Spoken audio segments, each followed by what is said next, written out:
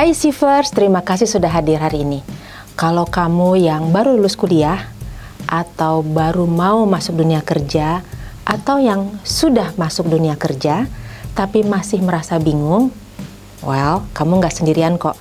Saya Coach Sari dan mini kelas ini saya buat khusus untuk kamu yang sedang belajar memahami dunia kerja sambil tetap menjadi diri sendiri. Saya tahu transisi dari dunia kampus ke dunia kerja nggak selalu berjalan mulus. Banyak ekspektasi, banyak tekanan, dan kadang kita tuh merasa kayaknya aku belum siap deh. Tapi tenang, di sini kita belajar bareng-bareng. Pelan-pelan tapi sadar. Ringan tapi tetap bermakna. Siap? Yuk kita mulai.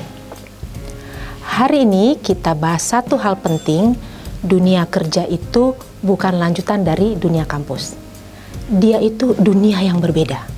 Dan penting buat kamu untuk tahu cara mainnya. Di kampus, kamu dinilai dari tugas, dari ujian, dari laporan praktikum.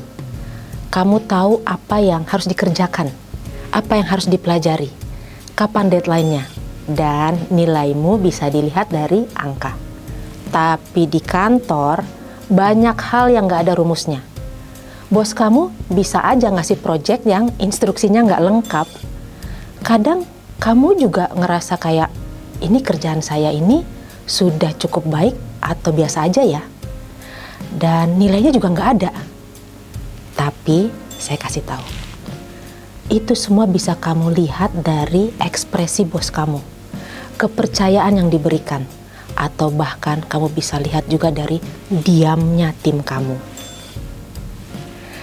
Saya pernah ketemu klien coaching, anak muda, pintar banget, lulusan kampus top di negeri ini. Tapi di sesi pertama coaching, dia nangis. Why? Rupanya dia nggak terima, nggak tahan dikritik sama atasannya.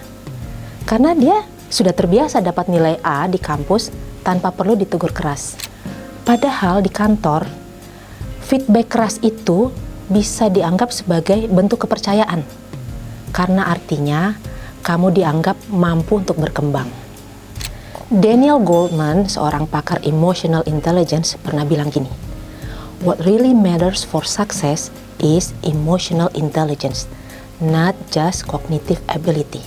Dan ini nyata banget di kantor. Yang bikin kamu bisa bertahan itu bukan cuma kepintaran, tapi kemampuan kamu membaca situasi, mengelola emosi, dan kerjasama dengan orang-orang yang karakternya beda-beda. 5 tips and trik dari saya agar kamu tidak culture shock saat masuk dunia kerja. Yang pertama, belajar mendengar terlebih dahulu. Di bulan pertama, jangan buru-buru ingin menunjukkan, ini loh saya.